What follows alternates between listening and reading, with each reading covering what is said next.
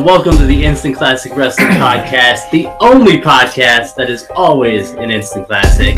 And you're And we want to punch Jim Cornette in the face repeatedly until he bleeds because he's stupid. I don't know you guys personally. Hot tag. Okay, I got you. I'm coming in hot. You know, I'm gonna hit that Big E spear. We'll see you on the flippity dippity. Oh yeah.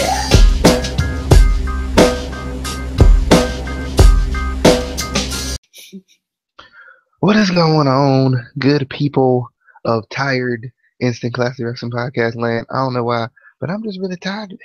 I am just really tired. I told Casey, I was like, I'm gonna take a nap till this time, and then I woke up like 2 hours later, and I was like, oh.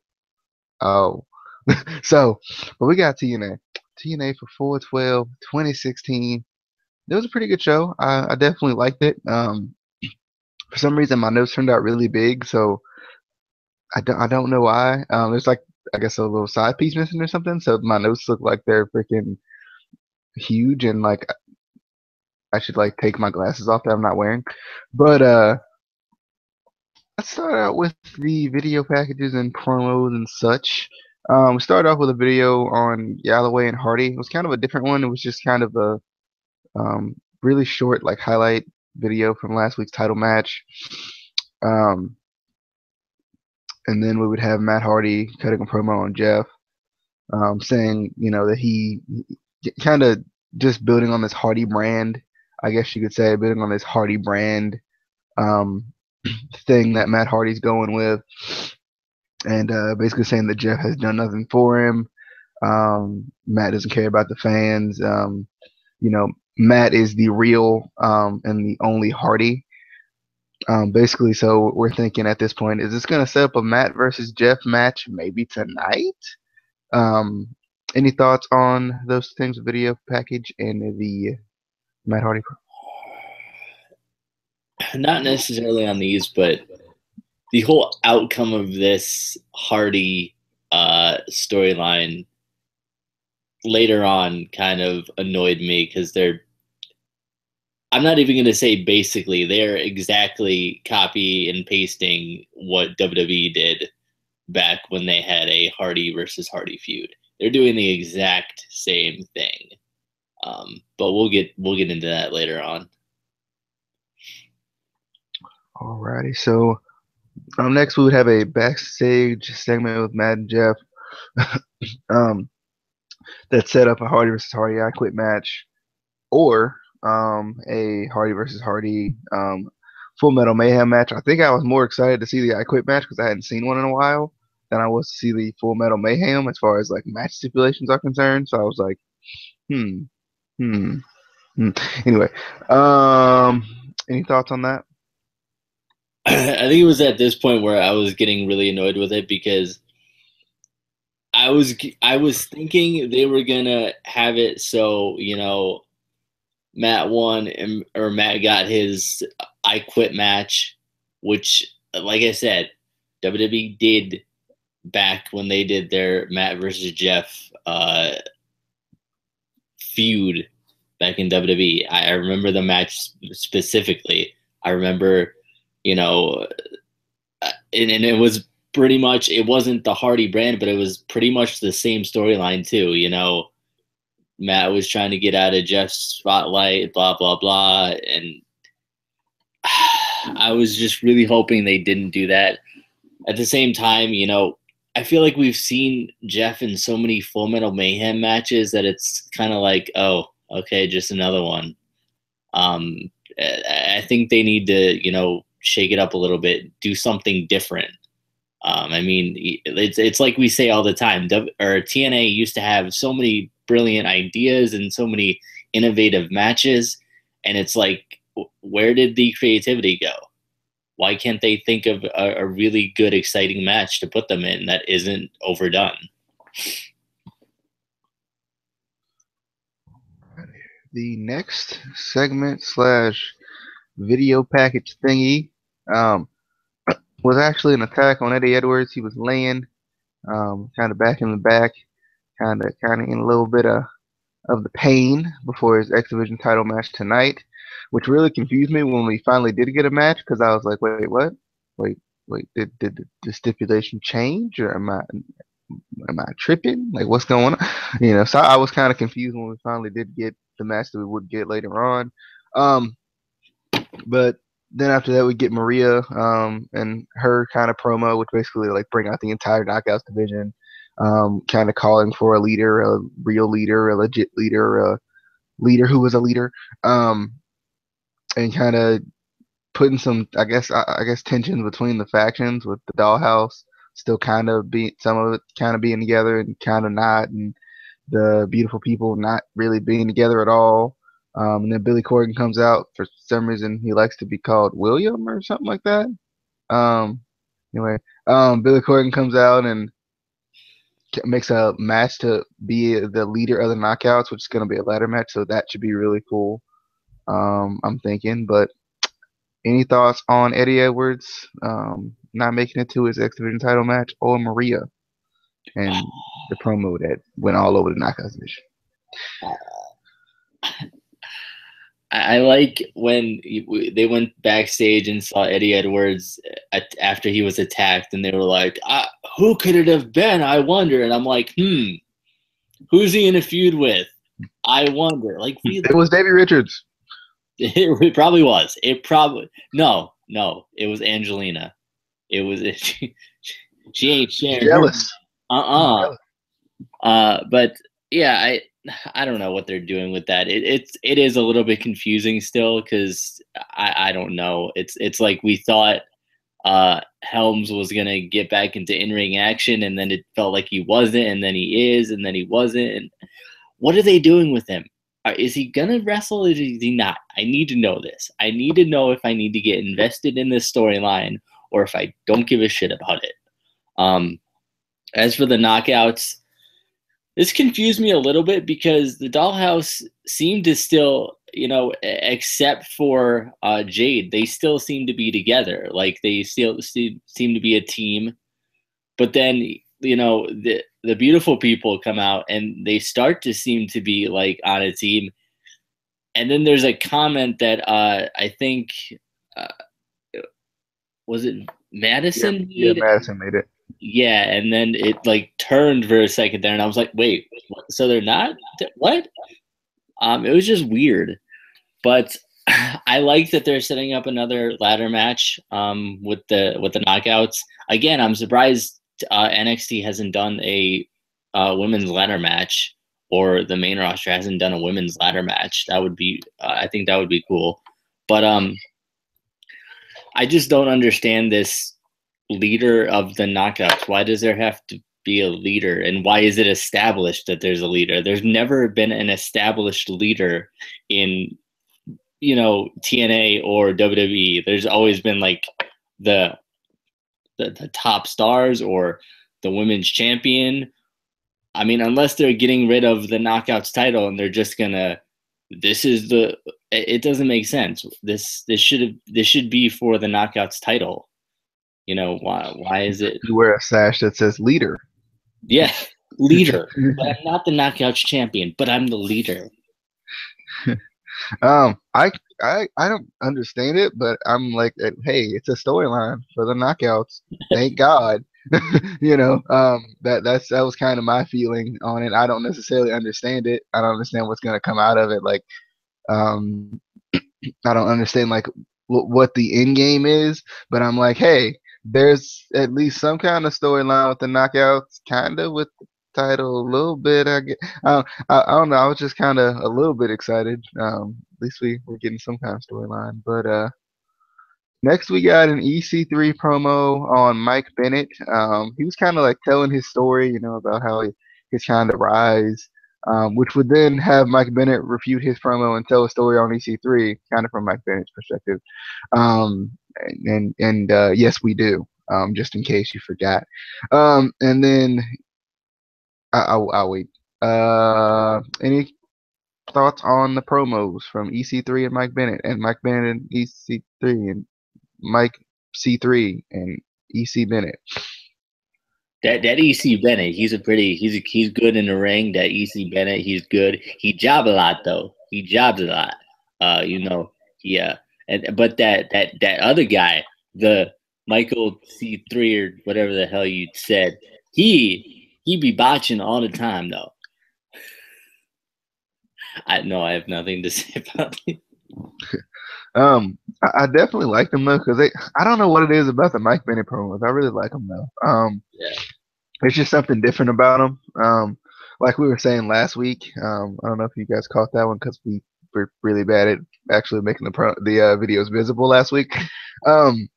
I think we all feel like Mike Bennett may not be necessarily the greatest in-ring worker, but I think his character makes up for a lot of what can make him a jobber anywhere else.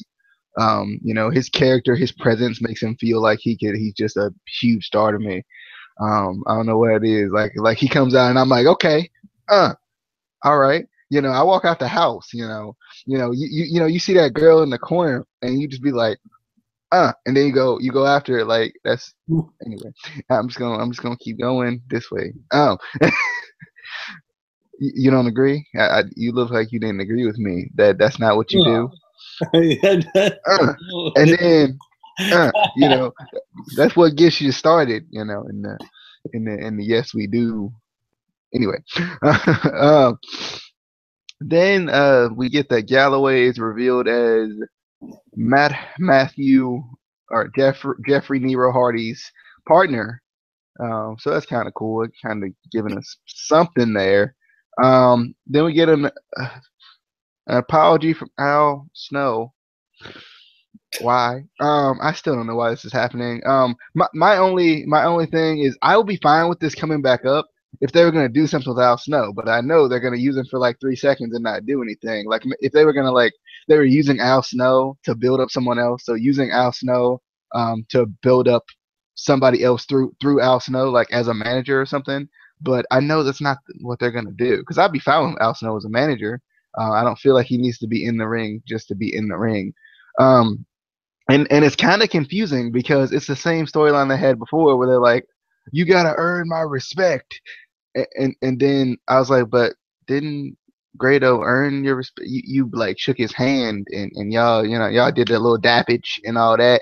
Y'all was tight for me. I think y'all went bowling afterwards, and then y'all caught a movie. Y'all drunk a burr. Drunk a burr. That's how it. Is that what that was? Was that a date? Movies, bowling. They was just tight. Sometimes you just get tight. You catch a burr. You get you a burr, and that's how. Anyway, he calls out Mahabali Sheriff because he wants to apologize. He wants to apologize to him. And Sheriff ends up pinning him into the corner. I like Serious Sheriff a lot. I like angry. Like I think he like. Even though it's funny when he talks, because the whole anyway, he still he has some intensity within him. I feel like he was like, "Don't do that again," or I don't know what he said. I just wanted to do the impression. He says, "You put my friend in the hospital." Or something like that. When he got his hand on the neck, kind of like what Alexa Bliss did on NXT. Got the hand on the neck. And you put him in the hospital. but I definitely like angry Shera. Like Rabbit had said a while back, I think it would be a good step for him to kind of go like. Not Luke Harper, but serious and angry. Not necessarily heel, but just intense. I guess you could say. Because I think when he gets in the ring, it's obviously a switch that flips, which we haven't seen him in the ring in a year. But there's a switch that flips. So I don't know. I like Cher a lot. Always have. They were he. Al Snow talks about he wants the young guys to benefit. Gives them a hug, give them that they was gonna go catch get a burr, and then they walk into the outside and Snow wait a minute, I ain't got no burr. So he take him and he throw him into the steps. He threw him right into those steps, and it was shameful because you can't be doing that. The mustache is gone though, like the weird little thing that Cher had for 3 weeks or something. It's gone, thank God. But But I don't know. I'm just wondering what they're gonna do with this feud because it's the same feud as before, and it had already ended was the thing. And anyway, any thoughts on Al Snow and a Burrow, or Drew Galloway and a Burrow maybe? This is why you gotta do these things one at a time. Because by the time you were done with Al Snow and the Hey, Burrow, I didn't realize Al Snow was that complicated until I I started had talking completely forgot about Drew Galloway from and a Burrow. before, and not a Burrow. Not uh, I don't know. They set up the Drew Galloway like it was a surprise that he would be Jeff's partner when he's in the storyline anyway. I was like, I don't know why I was confused. I was like, wait, Drew Galloway's his partner? I was really confused. I don't know why. I guess I thought somebody knew was gonna do it or not yeah, new. that's what I was hoping for. I was like somebody, somebody that we wouldn't expect, and then it's somebody we expect, and I was like, oh, okay. But as for Al Snow and Jinder Mahal and a Burrow, this was so predictable. Like I liked it because I still like seeing Al Snow. I think he could do something cool with them, even if it's just trying to put them over more. Because I think in ring wise, I think at least Mahabali needs to be put over a little bit more. I mean, the fans are still really into his character and everything, and into the dancing, and I don't know that my boy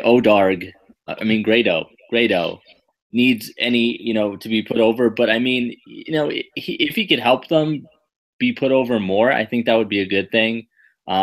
At least if they could get in the ring more, because like we ain't seen Shera since like the world title series. From the last time I think I'm not even sure the last time we saw him, but it's been a while.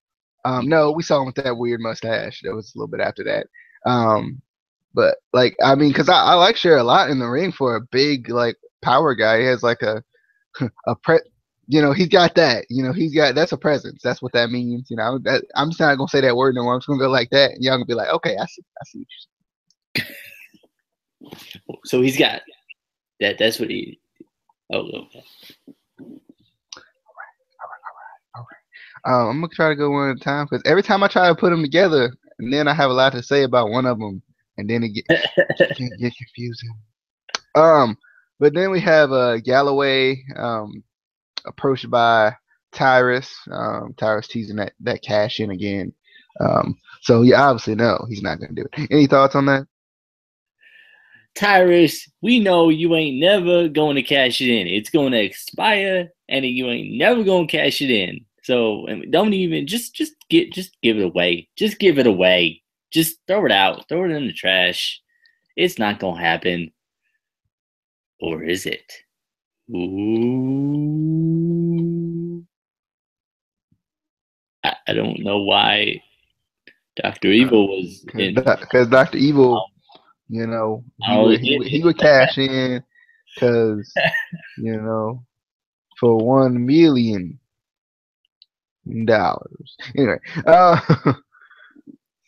Al Snow, he's back, and he says basically earn his respect. I kind of mentioned that in the promo already. That's about it for the promo section. Any thoughts on Al Snow additionally again before we get into these matches?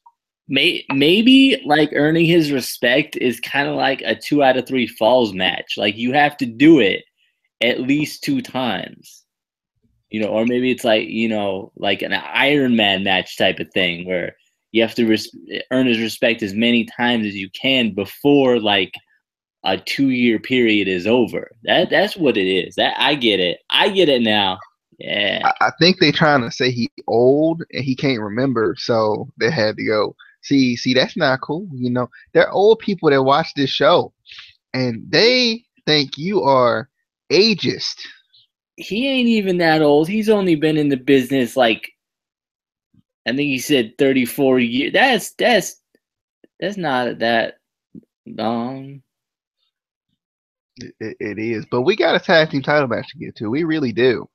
So we gonna jump right into it with it was kind of like an open challenge, I guess, with Beer Money, the Bromans, and I was like, at first I saw this, I saw these two teams, I saw Beer Money come out, and I saw the Bromans come out. I was like, wait, is this the same match from last week? From last week or a couple weeks ago? And then the Decay came out, and then Eli and Bram came out. So it was like a four-way tag team match, was pretty cool. Um, the kind of the big brawl starts the match. I think this match was really a fun match to watch. It kind of shows a lot. I think this match to me showed a lot of potential that TNA's tag team division could have if they had some kind of newer, fresh faces in the tag team division. Because I think you just get tired of seeing the same old, same old. Because I definitely it sucks that EY is leaving because I love the EY Bram combination. Even when they're fighting, I think it's still a cool combination. Obviously, the Decay are really cool. I just wish we kind of had some more some more like fresher tag teams. Even the Bromans, I think they worked really well together. I like the Bro Down and then the Odonis Crab. You know, I like that. But I definitely liked this match. I thought it was good. I was surprised that um, Beer Money won. I know they're setting up for the. I know it. That they're setting up for the Decay to win the titles. I'm just wondering when and how. I'm wondering if they're gonna try to get them to win it in like a singles type of capacity where it doesn't seem like, oh, they only won it because there were other teams in the match. So maybe they're trying to make them look stronger by doing that. I'm not too sure. Not too sure at all. But any thoughts on the four-way tag team title match? I don't know how you feel about this. Real quick, I just thought of another point in the middle of my point. Um, but I don't I don't know. I kind of wish they would make it like if it was gonna be like a four-way tag team match, like they would let four men from each team in the ring at the same time. I think that would be cool. It would be different. I feel like. But anyway, thoughts on the match that happened, like when it happened. Um, it was a fun match to watch. It was just I had so much in my head, like going on in my mind during this match because, well, for one, we're waiting for what's going to happen with Beer Money because we know Bobby Roode's leaving. We saw him. They featured him on NXT Takeover Dallas. Like he had a nameplate and everything. Like we know there's some. So it's like, okay, I was like, okay, are they going to lose the titles tonight? How are they going to break them up? Are they going to just have him disappear and not ever explain it? Because TNA would do that. We know EY is leaving. What's going on with him? The bromans, they said they were going for the darker bromans, but I feel like we haven't really seen that yet. We've seen the same bromans. The hair was a little bit darker than that. I saw it. There was a little tinge in it. And then I don't know, the Decay. I'm still excited about them, but I don't know. I'm still wanting that Jimmy Havoc storyline to come back. I don't even know if he's still signed to TNA. I don't know what's going on with that, but it's very confusing because I know they have a new tag team coming in soon because they signed who was it, LaFour and Marcus Louis a while back. So I know they're obviously coming in. Hey, they signed Marcus Louis and LaFour. They did, yeah. They signed them.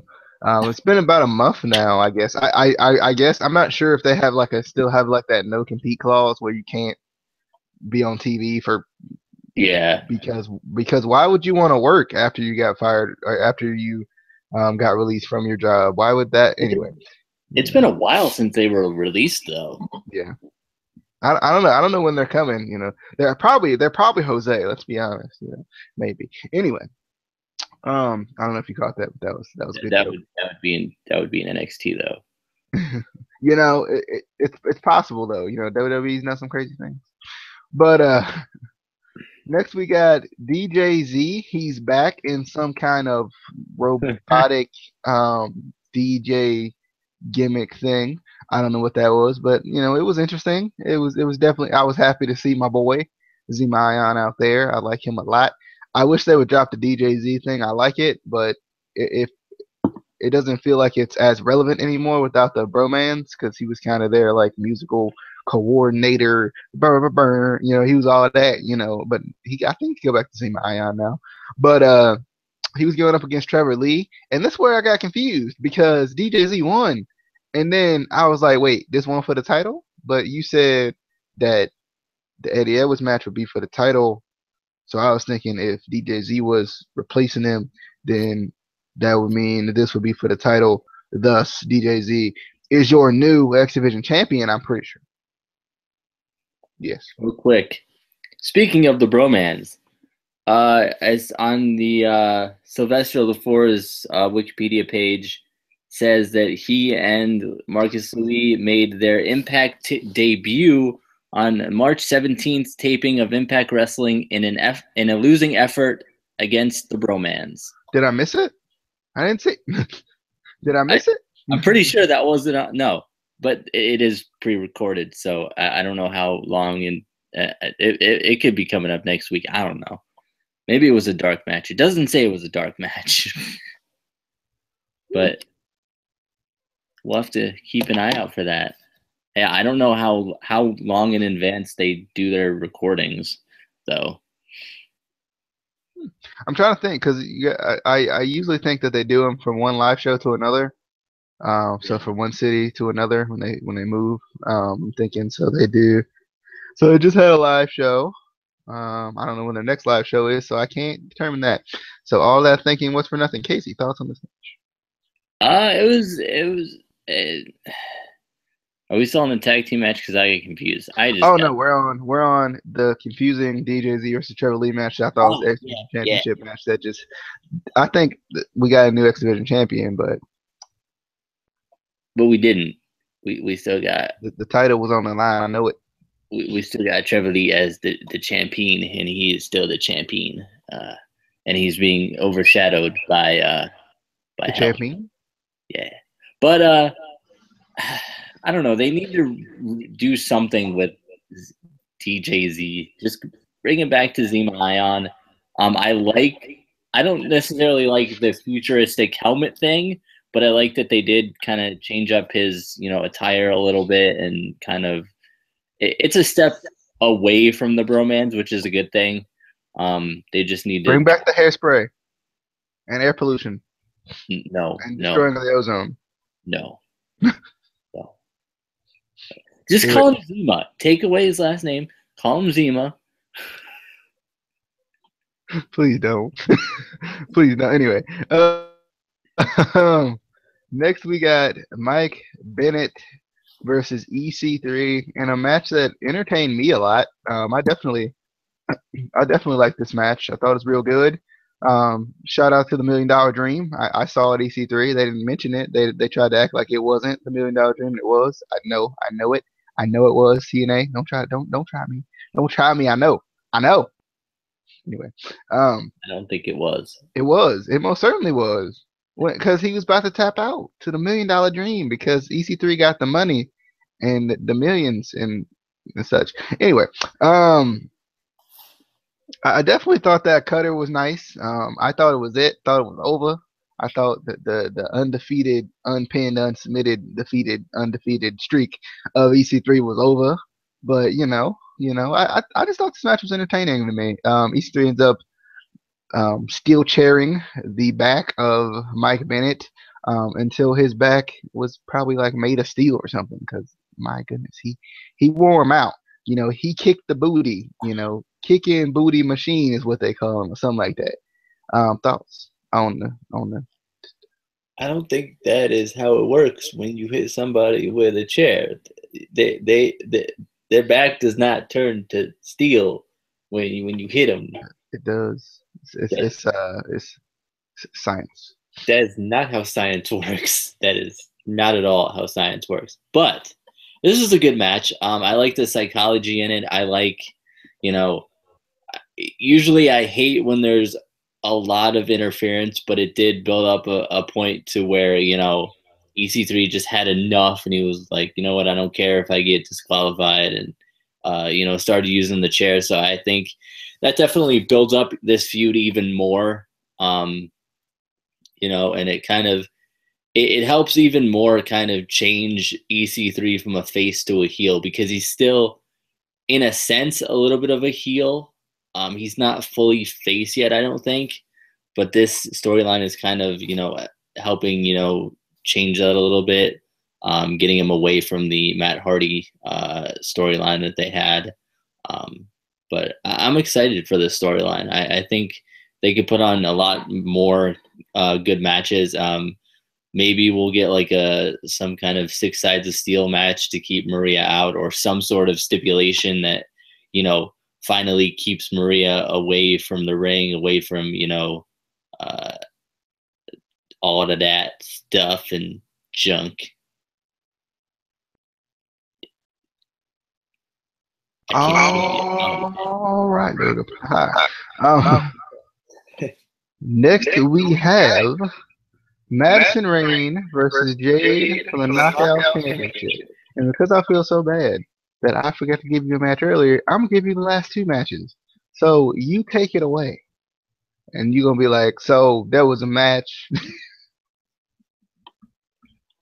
You know, and you know who was in this match? We had Jade, our Knockout champion, versus Madison Rayne. You know, and it was a slobber knocker. If you know, if I do say so myself, you know, we got probably one of the best knockouts in Madison Rayne. You know, she's so good. She's so good against the new up and comer who happens to be the champion, but she's still an up and comer. You know, she was in NXT once. Fun fact. I She actually faced Charlotte a year ago. I'm gonna have to go back and look at that and see, you know, when they had faced each other, and see if it was a good match then, to see how she's advanced and gotten better. You know, because now she's knockout champion. You know, and she had that match with Madison, and you know, it was a good match. It was a good match. I thought for a minute there she was gonna lose the title. I did. I was like, oh, she gonna lose the title, but she ain't lose the title. She retained the title. DJ, what'd you think of the match while you're looking on your little Wikipedia machine thing with the? I was taking a selfie. That's what it was. No, I thought that this match was pretty good. I definitely like it. Shout out to Jay for reversing that crucifix, because it's lethal. It is lethal like Jay. So look out. You know, you better look out for that. The crucifix will get you every time. You know, ask your boy Jesse G. You know, it will get you every time. But I like the back and forth with the strikes. It was real stiff. I was definitely liking that. And then Jade won with the STO. I was definitely a fan. You had another match, but I guess it was a match that happened, and it was the last one, you know, of the night. So I will just take it, I suppose. I'm gonna give it to you. I'm gonna give it to you. That's what it is. We got Matt Hardy and Tyrus versus Jeff Hardy and Drew Galloway. Winner gets their stipulation.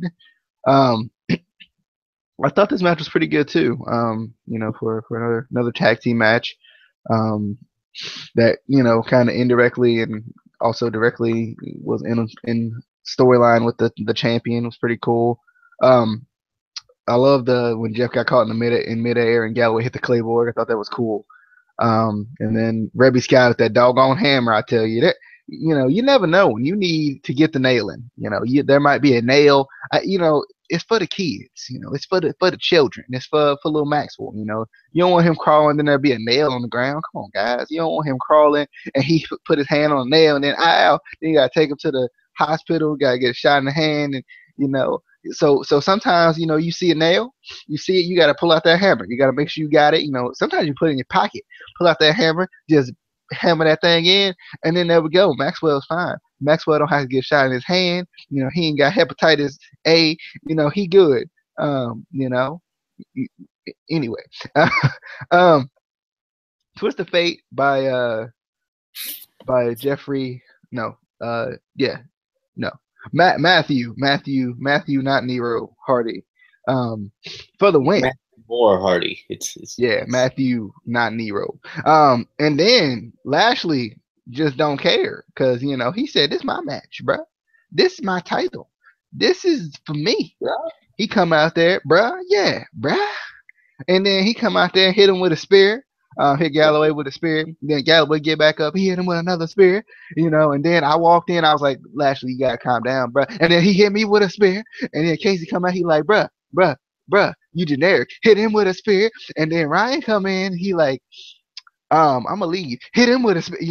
There was a lot of spears y'all didn't see. Y'all didn't see. But anyway, any thoughts on the tag team match of the night? The end of the night. She worked as enhancement talent. How dare they? How dare they? Sorry. But also she was a rosebud, so that's cool. Anyway, there was a lot of spears. There was maybe too many spears. I don't know. It's tough to say how many spears is too many spears because if you divide it amongst your opponents, it's okay. But if you do too many on one person, that's just not cool, man. That's just not. This was a good match, though. This was a good. This was the match that was at the end of the show. Yeah. And, it went well. It had 4 participants in it. One on, had 2 on one team and then 2 another. Yeah. I mean, because I watched more probably than other people did that didn't watch it. So, yeah. Anyway. All right. I watched more than Ryan did. Oh, what? Roasted. Anyway. That was your TNA review for 4/12/2016. Next week should be pretty exciting. We got Hardy versus Hardy. We got the ladder match. They might throw in a dark match. I might have. They might have to call me in. And I got them. I got to keep the fans entertained. Because they got to be entertained. But if you haven't already, hit that subscribe button real quick. Just real quick. Don't do it slow. Because you might forget. The brain might say, "Oh, wait a minute, what am I doing?" No, don't think about it. Just hit that thing. Hit that thing real quick. Hit that thing real quick. I'm gonna leave that right there.